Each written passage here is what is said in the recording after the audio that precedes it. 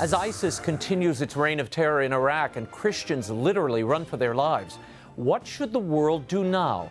Presidential envoy to Iraq under President George W. Bush, Paul BREMER, joins us in studio.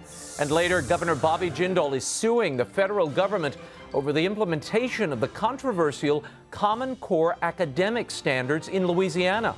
How might these new standards affect your children? We'll debate the pros and cons of Common Core.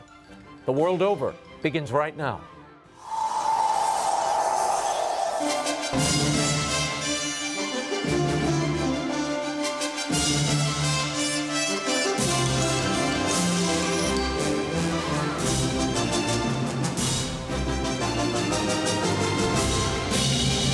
Now, from Washington, D.C., Raymond Arroyo. A warm welcome to all of you joining us in the United States and the world over. A full show for you this evening. Paul BREMER in an exclusive interview, and our Common Core debate are all straight ahead. If you'd like to comment on tonight's show, send me a tweet. I'm at Raymond Arroyo. I'll be live tweeting throughout the show, or you can drop me an email at worldover@EWTN.com. Let's get started. Here's the brief. News from the world over this week. The advance of ISIS continues. On Sunday, the jihadist militants overran a strategic airbase in northeastern Syria. It was home to Syrian warplanes, squadrons, helicopters, tanks, artillery, and ammunition bunkers. It was the last government-held outpost in a region already dominated by ISIS. Photo and video of the ISIS victory were posted on the militant group's website, including the death march and apparent execution of Syrian troops. The photos and video confirm the reported executions of at least 250 soldiers after the airbase was seized. And in Iraq, Christian refugees fleeing the Islamic State terrorists are turning to religious and political leaders for a way to escape Iraq. This, according to the Assyrian International News Agency. In the Kurdish capital of Erbil alone, refugee deaths are averaging 5 a day in recent weeks because of the lack of resources. Large numbers of families are sleeping on sidewalks and in public parks. The fear is that the situation and their plight will extend into the winter. Meanwhile, a small number of Christian communities continue to make their way back home in Iraq. About 200 families from Al-Qash, one of the oldest Christian cities in the world, returned to their homes and churches. The return to the old city north of Mosul was facilitated by Peshmerga forces, which repelled the militants with the help of U.S. airstrikes. Returning residents are in sore need of basic supplies. Father Gabriel Tuma is helping to distribute food to families. He told the Associated Press that the locals' return will not be easy because of the danger. But, he said, we put our faith in God that the situation will be back to normal again and the families will go back to their homes. More about the global fight against ISIS, the future of Iraq, and its Christians in our next segment. And the Italian daily Il Tempo is reporting that ISIS could be targeting Pope Francis as part of its jihad against Europe and the West. The front page story cited Italian intelligence and Israeli sources claiming that they believe Pope Francis is in the crosshairs of Islamic State terrorists. The reason? Because he is the greatest exponent of Christianity and the so-called bearer of false truth. Vatican spokesman Father Federico Lombardi rejected the report, calling it nothing serious. He told EWTN's Catholic news agency, quote, "There is no particular concern in the Vatican. This news has no foundation," end quote. Top Ukrainian officials announced on Thursday that Russia has begun a full-scale invasion of their country. According to U.S. intelligence sources, up to 1,000 Russian troops have crossed Ukraine's southern border and are fighting alongside pro-Russian rebels. The United Nations Security Council held an emergency meeting on Ukraine out of concern for the apparent escalation of fighting in the region.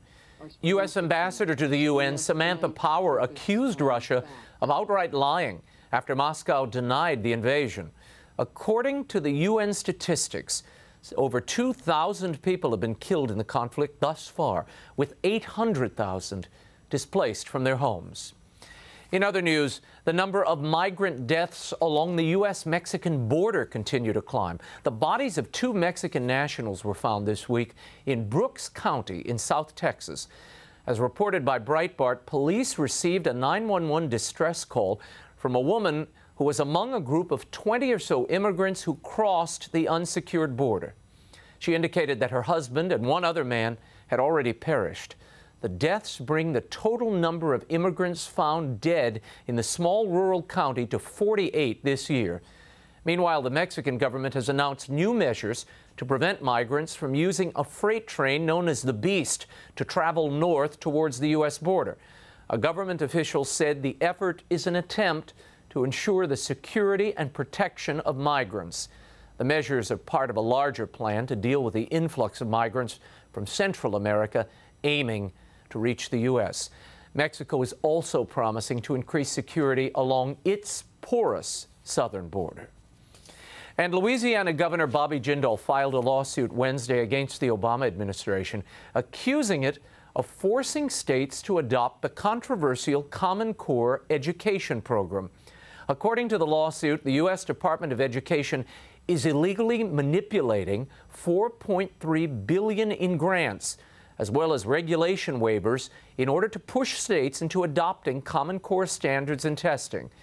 Developed by and adopted by more than 40 states, including Louisiana, Common Core offers yearly student benchmarks for achievement in math and English. Governor Jindal supported Louisiana adopting Common Core in 2010. He recently appeared on The World Over and discussed why he reversed course. Here's the problem with Common Core.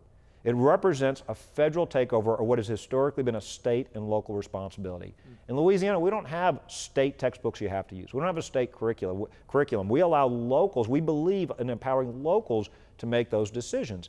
More on Common Core during our debate later in the show.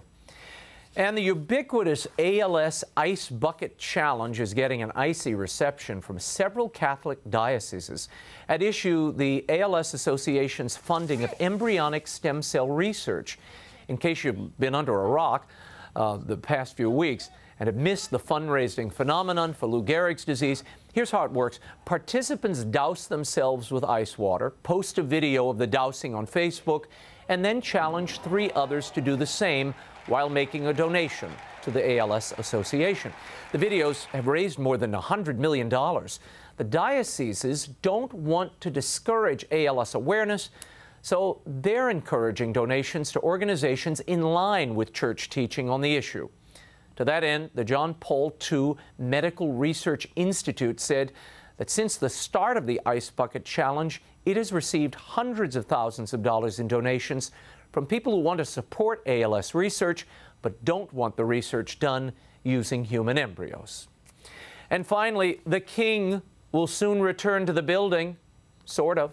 The estate of Elvis Presley is teaming up with Pulse Evolution to bring the King of Rock and Roll back for live performances as a hologram. This according to Scripps Treasure Coast newspapers. In May, Pulse created Michael Jackson's holographic performance for the Billboard Music Awards, and it received rave reviews. Holographic Elvis had previously made an appearance with Celine Dion on American Idol.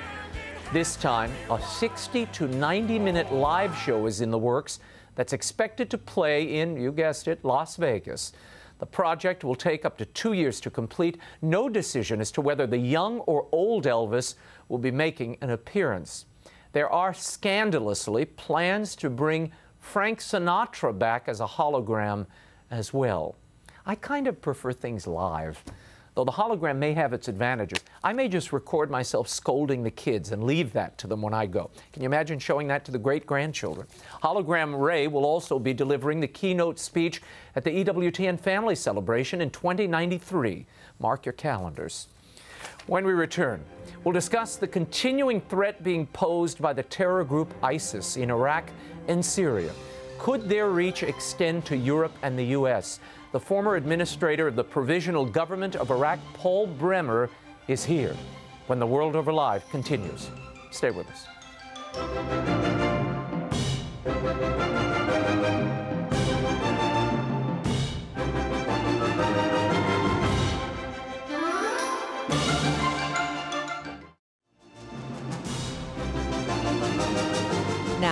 once again, Raymond Arroyo.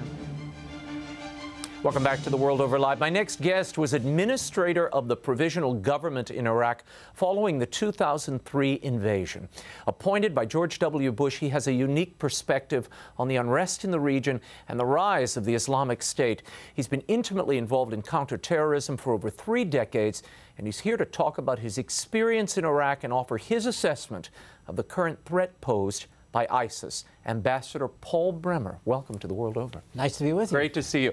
I want to start going back.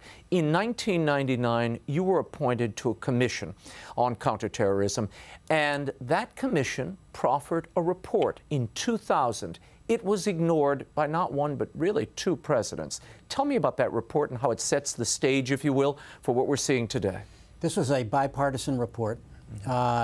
Unanimous conclusion was that we faced a new threat from growing Islamic extremism during the 90s. We had seen it grow. And that we should expect these terrorists to carry out or attempt to carry out attacks on the homeland on a Pearl Harbor scale. Wow.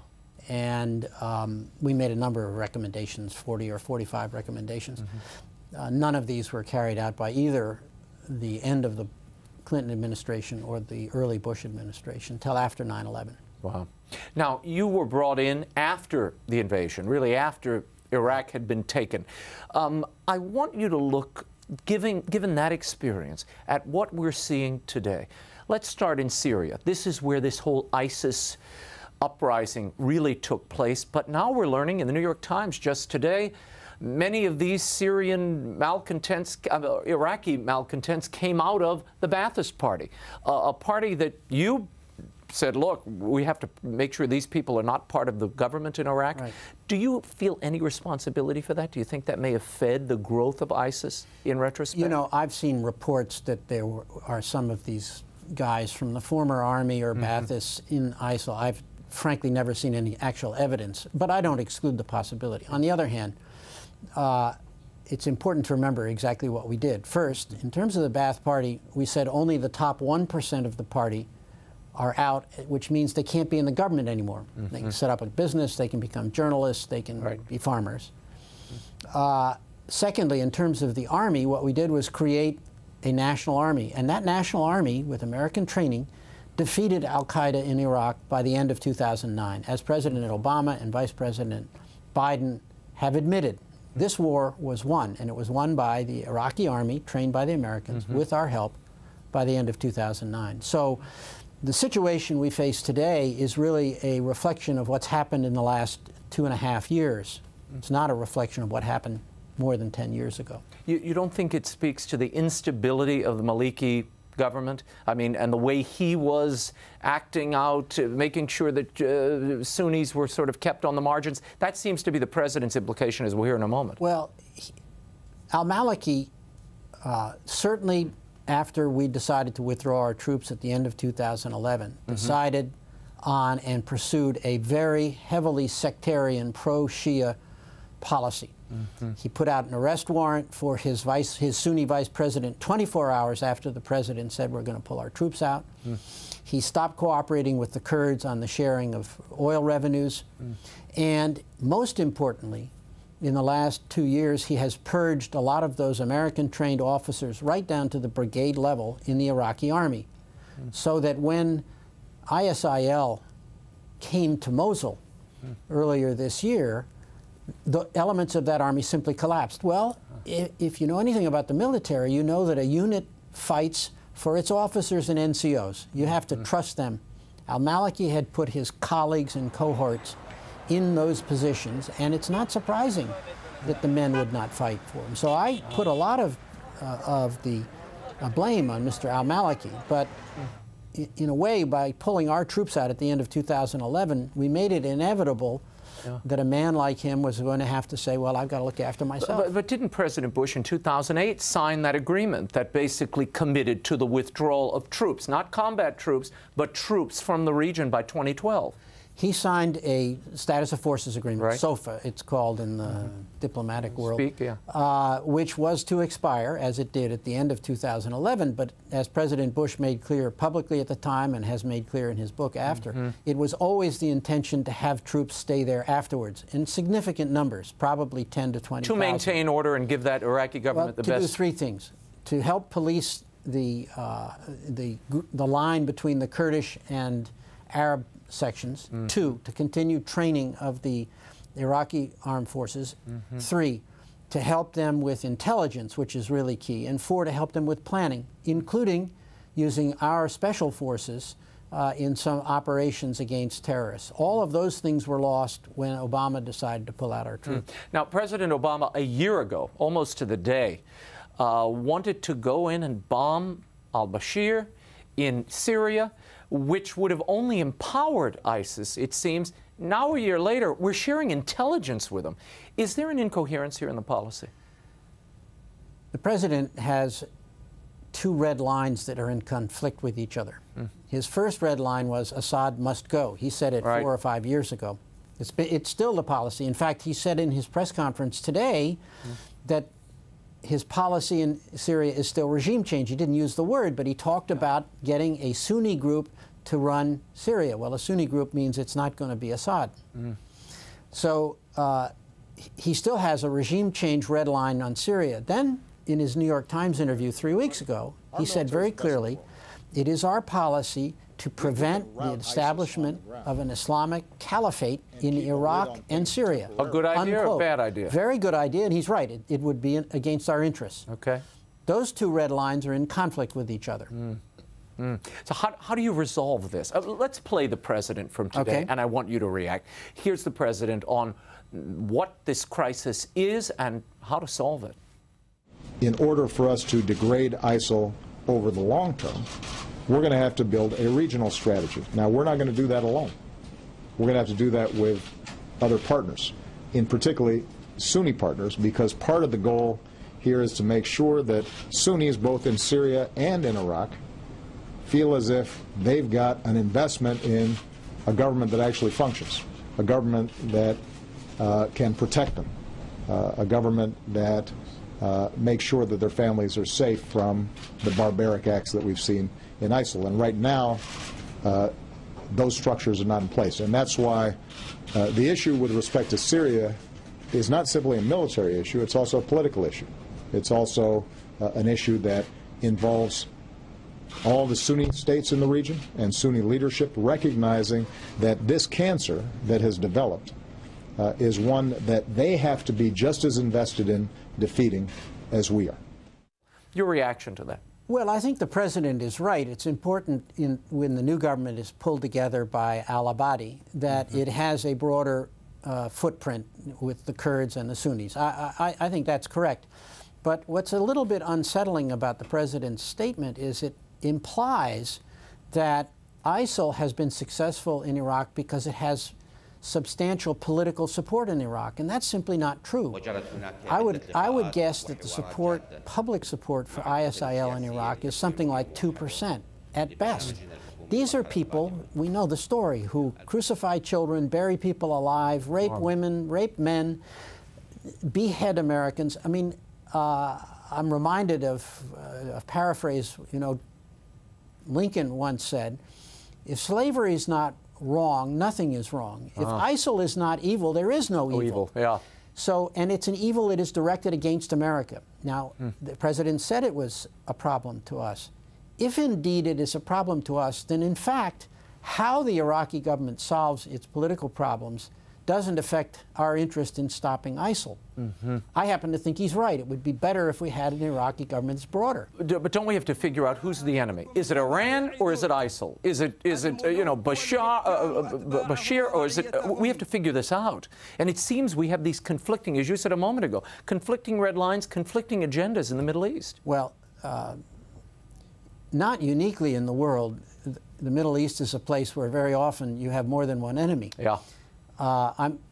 There is a long-term problem with Iran, which is Iran's quest for a nuclear weapon. Right. At the moment, the thing we have to worry about with ISIL is exactly what my National Commission on Terrorism pointed out more than 10 years ago, 12 years ago, which is these people are interested in and capable of attacks on the American homeland. And you now have, as we know, Americans who don't need any visa to come home. They just have to show their American passport. You got maybe a couple of thousand Europeans.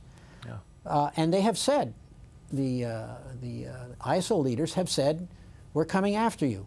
I think we need to take that seriously. So we have an interest in the defeat of ISIL, irrespective of the question of how the Iraqi government is finally put together. You heard what the president said there, though. Is it possible at this moment to have a stable Iraqi government and Iraqi military, given that factions of it, the military, have already peeled off and they're now fighting with ISIL on the ground? Can you have that? You all tried to give and create a civil society there. As Pat Buchanan has said, Idaho in Mesopotamia. Is it possible? Well, you've asked several questions. First of all, the Iraqi army is in the process of reconstituting. They have been active in the north and in the south and in Baghdad, and most importantly, they have been active against ISIL in Anbar province, which is the primary Sunni region to the west of the capital. So the Iraqi army is in the process of reconstituting itself and is having an effect against ISIL. Secondly, I think it is possible for al-Abadi, the new prime minister designate, to put together a broader-based government, and I think the president's right. It would certainly be in our interest that he does that. ISIL is not 10 feet tall. They have an ideology that is repugnant to the vast majority of Iraqis. They have vulnerable lines of communication, vulnerable particularly to air strikes, and they have vulnerable supply and refitting stations, some of them in Syria, which is where the question comes about attacks into Syria. So I think ISIL can be handled, can be defeated. But because it's an ideology, right, and a religious one, or at least it has the look of a religious one, suddenly, I mean, in the New York Times today, it says many of these officers who were sectarian, who were secular, suddenly one day they wake up, they've got religion, and it was after the United States exerted some control there. I want to read to you something, and this is from the Patriarch. This is Louis Sacco, and he says, the U.S. is indirectly responsible for what's going on in Iraq. He said the American leaders promised to bring democracy to Iraq, but 10 years later, on the contrary, we have gone backward. Your reaction? Well, first, I have great respect for the Patriarch, but what we're seeing today is the fourth successive peaceful transfer of power in Iraq in the last 10 years. They've had 6 elections. All of this so far has been done in accordance with a constitution that was written by and approved by the Iraqi people. There is no other country in the Arab Middle East that can make those claims. Now, it's a very imperfect democracy. I will certainly agree with the Patriarch about that. It is a democracy. Do you think, and I've gotten this email throughout the day when people heard you were coming on, weren't we better? Wasn't the Middle East more stable? Weren't Christians in a better place when Gaddafi, Mubarak, and Hussein were sitting on their regimes and fully active? Well, it is certainly the case that the last decade has been very cruel to the Christian community in Iraq and throughout the region. There's no question about that, and it is a heartbreaking consequence. I would argue that the only case I know well is Iraq, of those 3. The Iraqi people are demonstrably better off today than they were under Saddam Hussein. I put the Christians in a corner here because it is true that they have been very badly handled and the population is diminishing. They can't practice their faith, which they could under Hussein. That's true. But the Iraqi people are much better off today on the whole. I can't, it seems to me, you can't judge our policy just on the basis of what's happened to the Christians, though as a Christian it certainly hurts me. Per capita income is 6 times what it was when I left Iraq in 2004. In 10 years, a 600% increase in per capita income. Cellular phones are there. Newspapers are finally free. They have freedom of expression. And for all the violence, nonetheless, life goes on there. Now, I I grant you the point about the Christians. Yeah, I mean, Ambassador, when you're talking about, you know, people running for their lives and Right. babies on platters of rice being boiled and beheadings, it's hard to count the cell phones and the per capita as an advantage when they're running for their lives and you've got these human rights violations. I'm not saying that, I'm not suggesting that one policy created this, but are they demonstratively better today, you think? Well, I think they are, but you know, one is free to take whatever conclusion you want. The facts are they live in a democracy. They have peacefully transferred power. They have a constitution. But the democracy is overrun now, and it seems this ISIS is in the process. They're moving toward Baghdad, and as you have pointed out, if they move into Baghdad and take Baghdad and encroach upon the Shiite holy sites, Right. what happens then? All hell breaks loose. Well, I'm making the assumption that the United States government will continue its policy of supporting the Iraqis to defeat ISIL, and I believe ISIL can be defeated. Though, as the chairman of the Joint Chiefs pointed out earlier this week, it will require us to take action in Syria, and the president has a difficult decision to make there about carrying the air battle into Syria. So my statement reflects the situation today. Obviously, if ISIL continues southward, takes Baghdad, reaches Karbala and Najaf, the holy cities, then it will be a whole different situation. What happens then? Iran jumps into the fight? Yes, they will not allow the holy cities to be taken over by these guys. By the way, I don't think that'll happen. In fact, I don't think they'll succeed in taking Baghdad. The Iraqi government has put a ring of military around Baghdad, and in fact, the southward movement of ISIL has actually stopped, in some ways slowed down in the last couple of weeks. While we're on this, the religious dimension of all of this, and you, in your piece in the Wall Street Journal, you talked about this by sounding warnings just like this one about taking these Shiite holy sites. Have we been tone deaf to the religious implications that drive so much of this and motivate so many of these players in the Middle East? Well, I go back to the National Commission on Terrorism we started talking about. It was certainly the case that in the 1990s, a lot of intelligence was around showing that an extreme wing of Islam, nobody knew the name, Al-Qaeda, was gaining strength. And it is clear that ISIL is sort of the son or the grandson of Al-Qaeda. It has the same in Iraq. It has the same very extreme views. Effectively, it's interesting that they used the term caliphate. There hasn't been a caliph in the Muslim world for more than 100 years. Well, you've got one now. This Baghdadi is saying he is the caliph. Right. But what I'm saying is it shows a backward-looking view of Islam that is radical and, in my view, has actually not got very much political support in Iraq, as I mentioned earlier. Let's move on and talk about the threat America may be facing from ISIS. I want to share this with you. This is Mike Rogers, who's on the Intelligence Committee in the House. Here's what he had to say. We've heard a ramping up of the rhetoric by the administration. How significant a threat is ISIS? Oh, it's a very real threat. And you saw the very barbaric behavior. And one of the problems is it's gone unabated for nearly 2 years. And that draws people from Britain to across Europe, even the United States, to go and join the fight. They see that as a winning ideology, a winning strategy, and they want to be a part of it. And that's what makes it so dangerous. They are one plane ticket away from U.S. shores. And that's why we're so concerned about it. Do you share his concern? Yes, I do. You know, the 9/11 attack, we think, cost less than $1 million and involved 19 hijackers. If indeed there are hundreds of Europeans and Americans, maybe thousands of them now fighting, they're getting battle-hardened and they're being inculcated with this extreme view.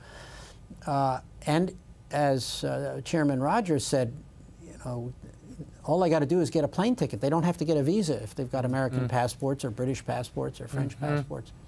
So I think we should be concerned. Whether they can conduct something right now or in the next months, I don't know. But we were surprised by 9/11, and we don't want to be surprised again. How do you repel the attraction to the ideology. That's what's driving this. It's young people who feel they have to join this fight, that somehow Islam is being shortchanged or their options are running out. How do you fight against that? It's a religion, isn't it, beneath the surface, a religious and an ideological tug of war? Well, yes. I mean, you can get lots of scholars of Islam who are more knowledgeable than I am. In the end, the vast majority of Muslims are not terrorists. The vast majority of terrorists are Muslims. Those are two facts.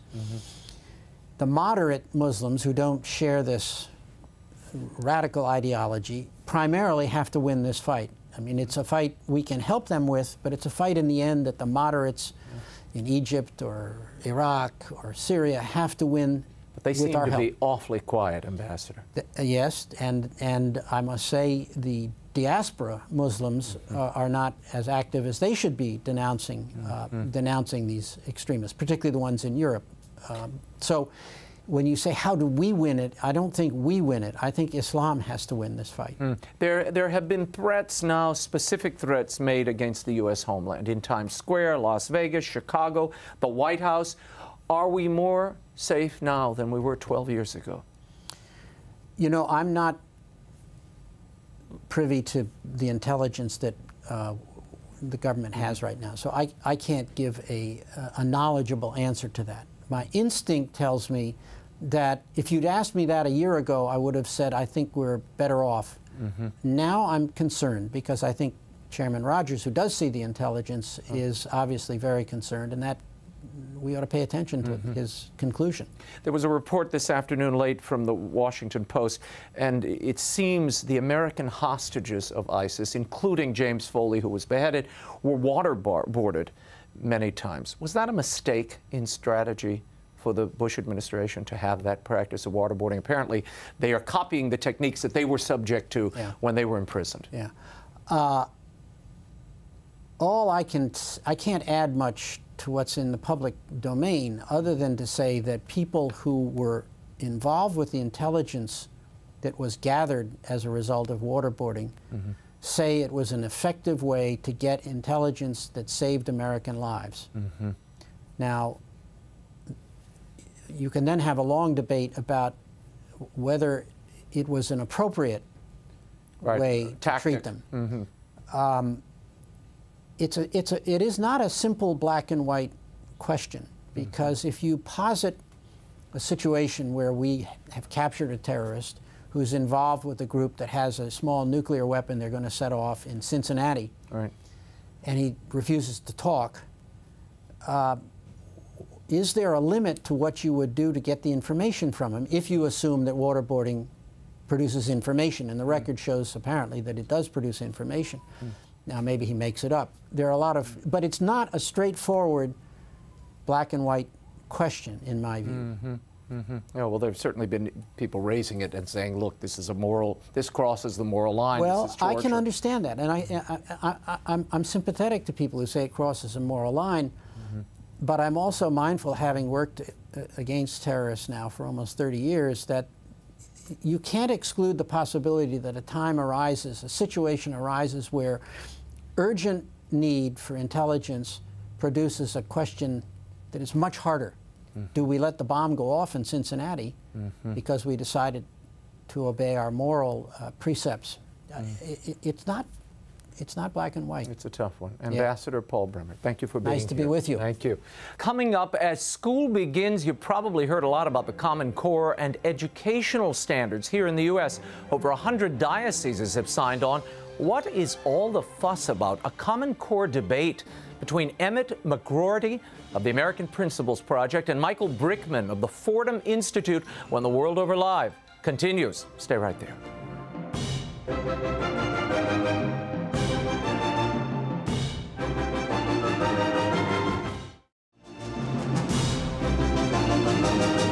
Now, once again, Raymond Arroyo. Welcome back to The World Over. If you're like me, you've been hearing a lot of discussion about the Common Core educational standards. They're being adopted in over 40 U.S. states. The Common Core is an attempt to establish uniform standards in math and English in order to determine what a child should know after completing a given grade. Now, polling shows growing opposition to the Common Core. Governor Bobby Jindal of Louisiana filed a federal lawsuit against the federal government over the implementation of the standards in his state. My next guests have spent years studying and following the progress of the Common Core, and they're here tonight to debate the controversial standards. Please welcome EMMETT MCGROARTY. He's the Director of Education for the American Principles Project, and Michael BRICKMAN, National Policy Director for the Thomas Fordham Institute. Gentlemen, thank you both for being here. Let's start with what is the Common Core? There's a lot of confusion. Some people think this is a curriculum. Others realize it's a standard. What is it? What are we dealing with? The Common Core standards are K-12 standards in English and math. They are aligned with tests. There's standardized tests that the children take that are based on the Common Core, and then teachers are evaluated and schools are evaluated based on how the children do on those tests. And the intent there is that that will drive the curriculum. It's not saying you have to read this book, the children have to study this book, but it's saying this is the type of book they have to study, the type of curriculum. They have to have a curriculum aligned with the standards. Michael BRICKMAN, why is this needed now? Well, you know, for too long, states have set standards. They've had standards for a long time, and there's always been this balance between the state setting standards, the goals for what we expect students to know, and at the local level, they set the curriculum, and that doesn't change. But the problem is, for too long, those standards, those expectations, those goals were set far too low. And when students graduated from high school, they were told year after year after year they were doing well, they were proficient, but all of a sudden they graduate, they're not ready to get a job. They're not ready to go to college. They're not ready for a career in the armed forces. That's a problem. But look, here's the thing. United States used to have one of the best education systems in the whole world. What happened? It started falling apart about the same time the federal government started interfering and started getting involved in education. And here's the principle here. Someone can't have two masters. You can't have accountability to the federal government in Washington, D.C., and accountability to parents and voters and citizens. That's the problem here. Michael, you mentioned a moment ago, kids weren't college ready, and this promises to make them such. How? Well, if you set goals for students and those goals aren't even high enough to prepare students to be ready for college, you're going to see exactly what's happened year after year after year. We're spending millions and millions of dollars reteaching college freshmen things they should have already learned when they were in high school. And that's a cost to taxpayers, that's a cost to parents, that's a reason, part of the reason that college has gotten so expensive. And so it's important that we set goals that are high enough for students to achieve. If we set the high goals, the students will meet them. Where did these standards come from? Well, they came from private entities, the private associations, the National Governors Association and Council of Chief State School Officers. Why not educators? That were driven by the Gates Foundation and other private entities that had this idea they wanted a national education system. To what end? Well, as you said in your question to Michael, there was a promise. There was a promise that these standards were going to be of high quality. And that's what many politicians, and I might add over 100 Catholic dioceses signed on to this idea that these standards are going to be evidence-based, internationally benchmarked, and of high quality. The problem is all these people painted themselves into a corner, and when the final product came out, lo and behold, these standards are of inferior quality. Math alone, by 8th grade, our students will be under Common Core 2 years behind their peers in internationally high-performing countries. This is a national tragedy. Well, that's a talking point that I think a lot of people would very much disagree with. And by that standard, if they were 2 years behind under the Common Core, who knows where they were before? Because you look at a state like Louisiana that you mentioned, their standards, especially in math, were not near as good as the Common Core. And I'll give you an example. 3rd grade, Louisiana's old standards allowed students, or even expected students, to type in 3 + 3 into a calculator to get 6. That's not good enough in the early grades. You need to know instantaneously what those basic math facts are, so you can do algebra. You can do higher Michael, level math. why not bring in educators to be part of this? But they were brought in later in the process. This seems to have been engineered by others, and the National Governors Association took the lead. Correct, or is that a misnomer? The National Governors Association took the lead, and that's why they say this is state-led. But in point of fact, the National Governors Association, which is located here in Washington, D.C., does not have a grant of authority from any state. It's a private association. It takes private money, and that's what dictates what it does. Michael, you were saying. Right. So there were educators involved throughout this entire process. There were educators who helped validate the standards, educators who were consulted and helped writing the standards. And let's remember, these standards were designed to be based on the best of what was already going on around the country. Then why are we seeing teachers walking away from the Common Core? Earlier, in 2013, 76% approval for the Common Core standards. This is an Education Next poll. This is a group that supports and is pro-school reform, a pro-school reform journal.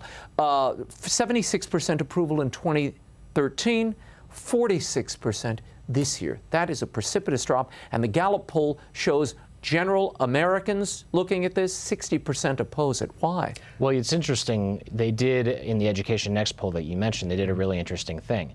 They asked people about the Common Core, but then they asked a separate and equivalent group of people about, and they didn't say the words Common Core, but they merely described the standards. And you saw that the approval was much higher. And the reason for that is because there's so much misinformation out there, people saying so many negative things about the Common Core, when I think there's a really deep misunderstanding about the Common Core to begin with. The Education Next poll also looked at that and found a lot of really deep misconceptions. Yeah, well, that Education Next poll, that question that didn't mention the Common Core, did say, would you be in favor of state-led? And that's the thing. Common Core was not state-led. And that's the focus of your argument, that it should be state and local led rather than a national imposition. Yes, it should have been a public process. This should have been a public document. It shouldn't have been drafted behind closed doors in Washington, D.C. This process by which the Common Core was drafted, we don't know why the people were on the committees. We don't know why they were chosen. You know, the English drafters didn't include any high school English teachers or college English professors. I had an email. We're short on time, so I don't mean to cut you off, but I want to move along here. I had an email earlier, and there was some concern. Some teachers, admittedly, this is from a Catholic school, and they were suggesting that the history and literature standards were created with a particular agenda in mind. Any validity to that? Not at all. You know, these are standards. First of all, they're English language arts and math standards. Go read the standards for yourself. They're at corestandards.org. People can go read the standards. And let me just point something else out. They were absolutely if any of these things were true, if there's an agenda behind them, if there's any kind of ideology in the standards, if this was going to force a curriculum, if this was a nationalized education, any of these things that are being claimed, if those were true, Raymond, I'd be right here on his side. But they're not true. Emmett? Well, no, this is absolutely true. The Common Core was designed for workforce preparation. That's why we have a dramatic shift from studying classic literature, imaginative literature, to information text. What's information text? Well, it includes treaties, laws, how-to manuals, marketing brochures. This is a travesty. Yet again, another debunked talking. Okay, that is clear. The drafters of the Common Core have been quite explicit about that most ELA programs will have to shift substantially to informational text. But before I'll give you a quick moment to respond. Go ahead. Well, you know, sure, we need people to read. We want our students to read both fiction and nonfiction text. Studies show that reading fiction makes children better readers, period, including of information. Right, and I'm about to agree with you. Good. We should be reading the classics. It's been, you're right, it's been pushed out of the schools for far too long, but that has nothing to do with Common Core. That's been going on for decades. Hold on, Emmett, I got to respond to your point. This has been going on for decades. There's a clear focus, if you read the actual standards, clear focus on literature. Literature goes on in the English classes. These other nonfiction readings, that goes on in social studies and science and all these other classes. You need to actually read what's in the standards. Some of the teachers that I've been speaking with, some who've been emailing me, they suggest that you're teaching to the test, so the child is sort of caught in a few pages of Peter Pan, for instance, in one report recently. They're caught rereading a few pages of Peter Pan, never able to go on because they're teaching to and focused on the test. Is that a valid criticism?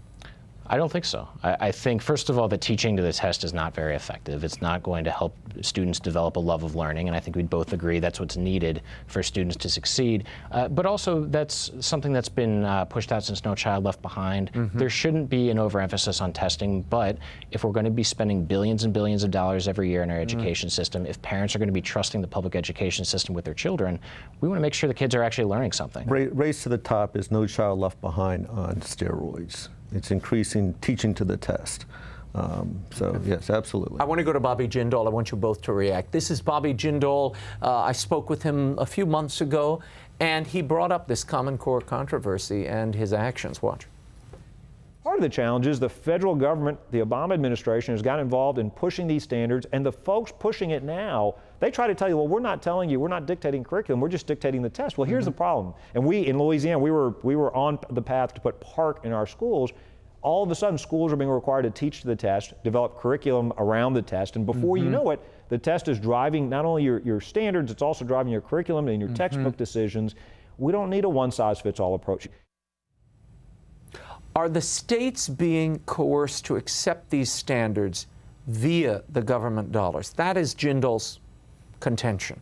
Yes, absolutely. Look, the former general counsel and deputy general counsel of the U.S. Department of Education, in their white paper, Road to National Curriculum, found that the Race to the Top program, which pushed the Common Core into the states, violated 3 federal laws that tell the federal government you've got to keep the hands off of curriculum development. Moreover, that Race to the Top program exceeded the authorities in the Appropriations Clause. The Congress just told the U.S. Department of Education, you take this money to help states improve their standards. It didn't authorize them to go and push one set of standards onto the states. Michael Brickman, how much flexibility do these states have? Entire flexibility. You know, we're meant to believe that this is all of a sudden going to be a national mandate. We're just a few miles from Virginia. They didn't adopt the Common Core. There are states that have changed the Common Core. They've modified it, even dating back to 2010. If Louisiana wants to change the standards, they can do it. The problem is Governor Jindal's own education secretary didn't want to change them because they were an improvement over what they had before. The legislature didn't want to change them because they were an improvement over what they had before. And Governor Jindal himself, I really respect a lot of the things that he's done in school choice and other issues. But even in 2009, when the Race to the Top program came out, he said in his own press release that this was a voluntary program that he supported. This is a quixotic view of what's happening. And it happened very, very quickly in Louisiana, and it's happening now across the whole country, is parents caught wind of the changes to the curriculum, and they became upset because they realized that they've lost just about all control over their children's education, and they are rising up like never before. It's probably one of the dominant, if not the dominant, issues in domestic politics today. Okay, but if this is a standard. And within the church. But it's a standard. It's not a curriculum. It's a standard. So the local school board still does have a good deal of authority, right? Well, they have to have a, look, the state is adopting the standard, and the state is saying you have to take this, you have to meet this test, which aligned with the standards. So what's the school board going to do? But how is that different than what Louisiana did before? The only difference go and is they sign up, they buy the Common Core books. Emmett, the only difference is the standards are better than they were before. That was the case before, where the states set standards. They weren't very good standards, and then the local school boards tried to meet these goals. How's that different? This gets back to, ever since the federal government has been getting involved, education in America has been deteriorating. But what's wrong with states voluntarily setting goals for what they want students to achieve? If the federal government stayed out of it, we would have standards like in Massachusetts, and we would have states emulating what works. Like what worked in Massachusetts would be emulated across the country. And you'd have this competition among the states, a friendly competition. I'm going to learn from what you did. So your concern is that you've got a government crammed down vis-a-vis We've gone to a monopoly. We've gone to monopoly, and we know you don't get quality out of a monopoly. Okay, before I let both of you go, there's been a lot of concern raised in the Catholic community, certainly among many of the dioceses, even those that have adopted Common Core and now are backing off. They feel this will impinge on religious liberty and their freedom to teach what they want to teach, particularly inculcating morals to the students. Each of your takes. Yeah, informational texts, increased informational texts are a big problem for Catholic schools. Because that's part of the test. Yeah, and we're switching away from classic literature, and Catholic students were, at one time, before the Common Core, the Catholic curriculum was heavily based on classic literature. This is a big problem for the bishops, and they need to wake up and realize what's going on. The problem is they're just listening to their superintendents. Their superintendents were part of the process. They painted themselves into the corner by signing on to the Common Core before they realized what was going on. I got to give Michael a shot here before we run out of time. Michael. Well, look, I mean, we're, again, led to believe that this is this big, scary mandate, that it's a mandated national curriculum. It's not a mandate. It's not national. Well, there are federal dollars attached. Well, but states, and I do agree, if there's one thing we agree, the federal government never should have, the Obama administration never should have offered incentives for states. But you know what? But that's what the NGA, the National Governors Association, asked the federal government to get involved. They asked the federal government to run this race to the top. And we can agree that they never should have. They own but that all is in the past. They own the Common Core. That's all in the past. It's in my children's school right now. And I know you're getting upset about this, but look, this is something that parents across America are getting upset about it. If you look at the facts, this is very clear. This is something that states can change if they want. The Catholic schools can change if they want. I think it's about setting high goals, setting a high bar for kids that they can meet, improving choice, improving competition will improve our schools. And I promise to have both of you back as we watch this play out, and we're going to resume this debate. Sounds great. Thank you both for being here. We will continue following Common Core as it wends its way through school systems across America. Before we go tonight, if you're headed to theaters this weekend, there are two great films we told you about recently, and you can support a good cause. Walden Media, producer of The Giver, starring Jeff Bridges and Meryl Streep, are donating 50 cents of every ticket to a national reading initiative. So why not see a life-affirming film and support literacy? And don't forget Jim Caviezel's new movie, When the Game Stands Tall, which was #5 at the box office last week. It's still in theaters. If you love football and you have a boy in the house, take him to see this one. Well, that is all the time we have until next week. The show continues on Facebook and Twitter.